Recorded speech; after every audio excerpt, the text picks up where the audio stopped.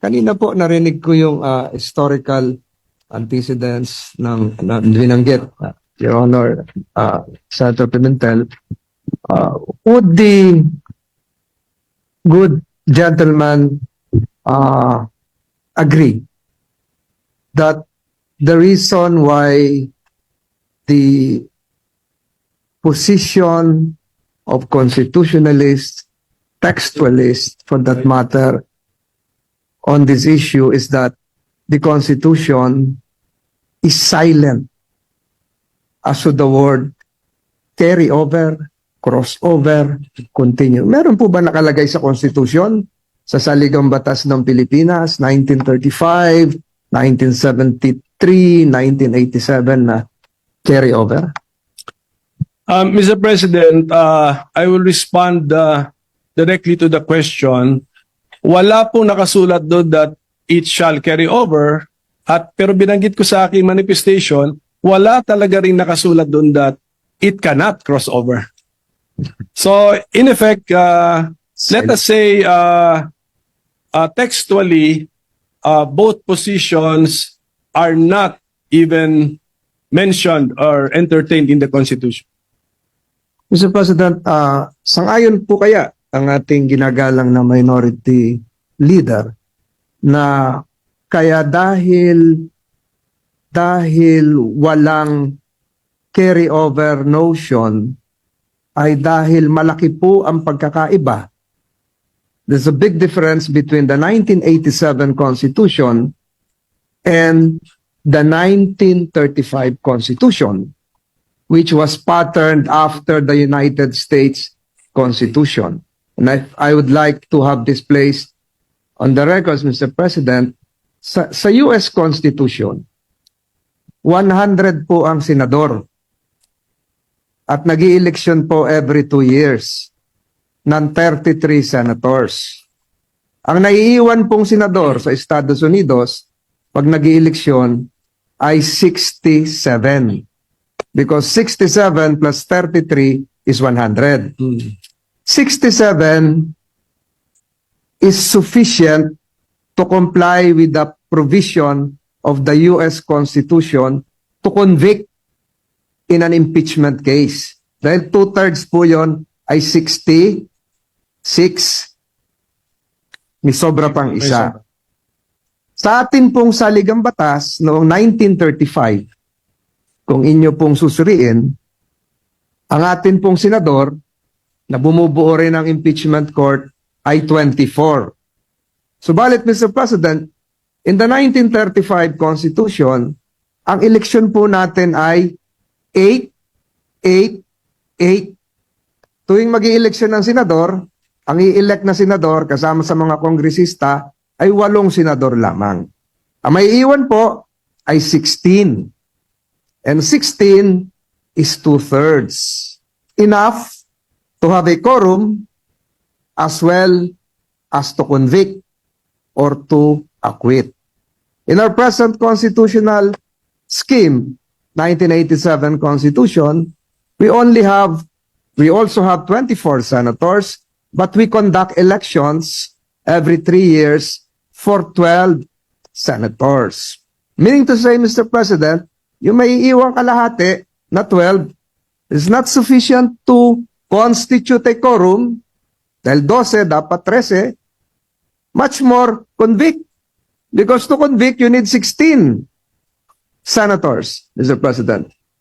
Is it now the proposition of the good minority leader that the constitutional spirit as enshrined in the 1935 Constitution, the same as the spirit prevailing, although it is not as admitted by the good minority leader, textually enshrined, the same as the 1935? Ibig sabihin po ba yung 12 ay may quorum, yung 12 ay pwedeng maging 2/3 to allow your notion that we can carry over at yung sikat nga yung salita, maitawid?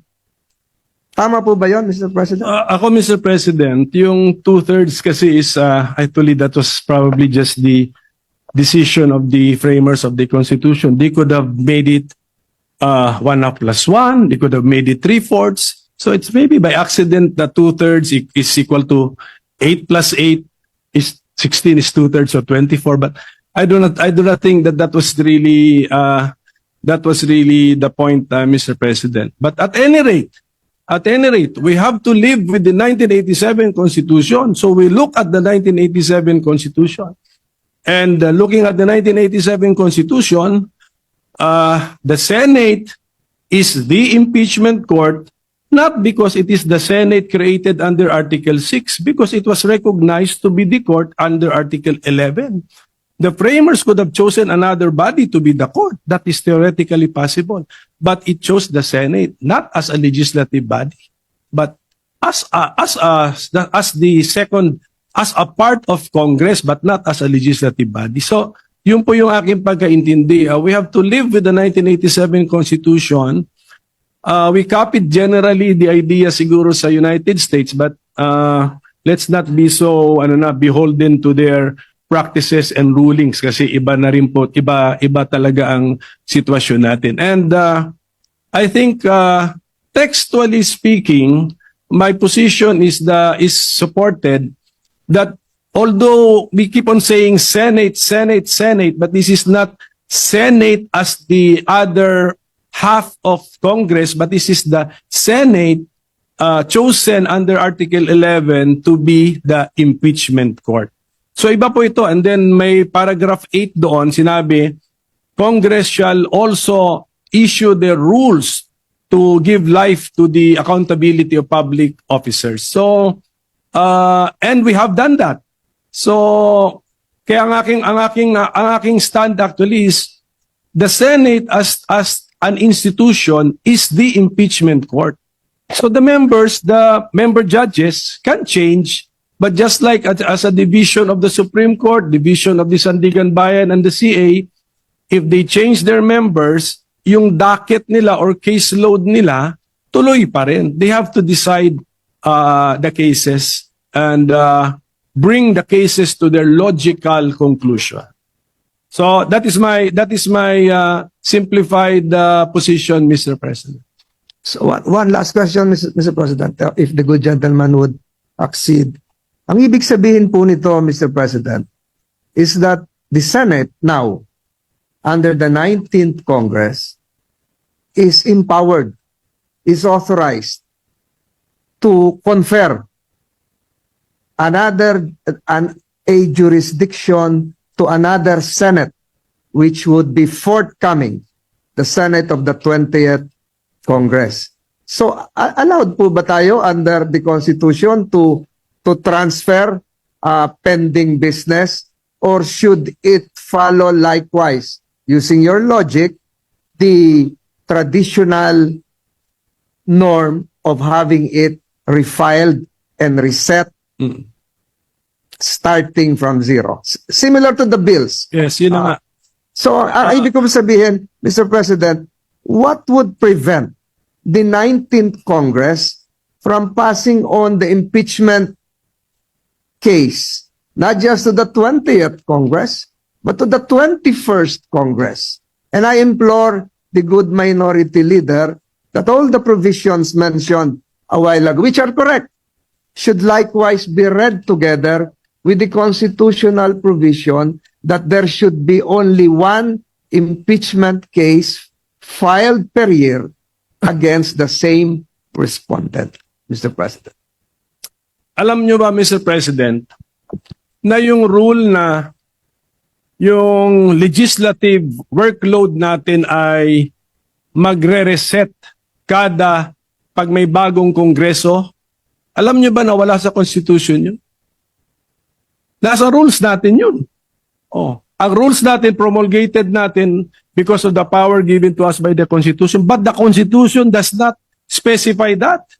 Actually, we could have written na yung pumasa na ng third reading, itrato natin na third reading na rin. We could do that, but we did not do it. So policy lang po yun na reset natin as far as legislative workload is concerned.